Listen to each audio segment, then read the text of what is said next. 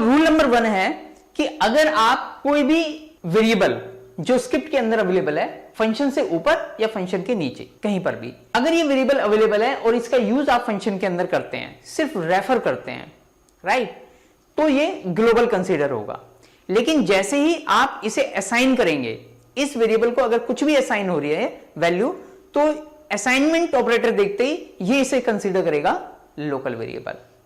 अगर असाइनमेंट नहीं हो रही तो ग्लोबल कंसीडर करेगा, अगर असाइनमेंट हो रही है तो इसका मतलब इसे इस वेरिएबल को लोकल कंसीडर करेगा। क्लियर। रूल नंबर 2 कि अगर मैं फंक्शन के अंदर ही ग्लोबल वेरिएबल बनाना चाहता हूं, राइट, एक तो ग्लोबल वेरिएबल वो देखा जो आप फंक्शन से बाहर देते हैं, नॉर्मल स्क्रिप्टिंग कोड के अंदर देते हैं। दूसरा कि अगर फंक्शन के अंदर रहते हुए मुझे कोई ग्लोबल वेरिएबल डिक्लेयर करना है तो वो कैसे डिक्लेयर करेंगे।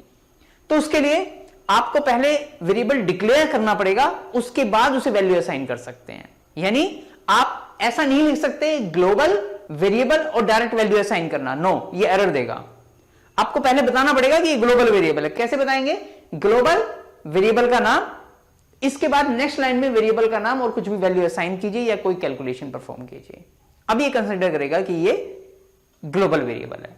ग्लोबल वेरिएबल होने का मतलब है कि अब ये फंक्शन से बाहर भी अवेलेबल होगा। यानी अगर आप इसे कहीं और दूसरे स्क्रिप्ट के अंदर यूज करना चाहेंगे तो आप इसे यूज कर पाएंगे। लेकिन कब यूज कर पाएंगे?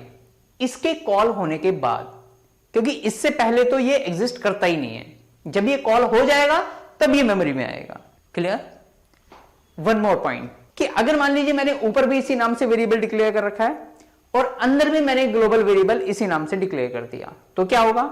तो ब्लास्ट हो जाएगा। नहीं, कुछ भी नहीं होगा। ये उसे ही वेरिएबल समझेगा और उसे ही समझेगा कि ये ग्लोबल वेरिएबल है। यानी दोनों वेरिएबल एक्चुअल में एक ही होंगे। आप कुछ भी चेंज करेंगे ये उसी को समझेगा कि जो ग्लोबल वेरिएबल बाहर है उसे ही अंदर ग्लोबल इंडिकेट कर रखा है, ताकि अगर असाइनमेंट भी हम कर रहे हैं तो इसे लोकल ना बना दे। तो ऐसे केस में हमें इसे अंदर ग्लोबल डिक्लेयर करना पड़ता है। I hope all rules are clear. अगर क्लियर है तो क्विज अटेम्प्ट कीजिए। All the best.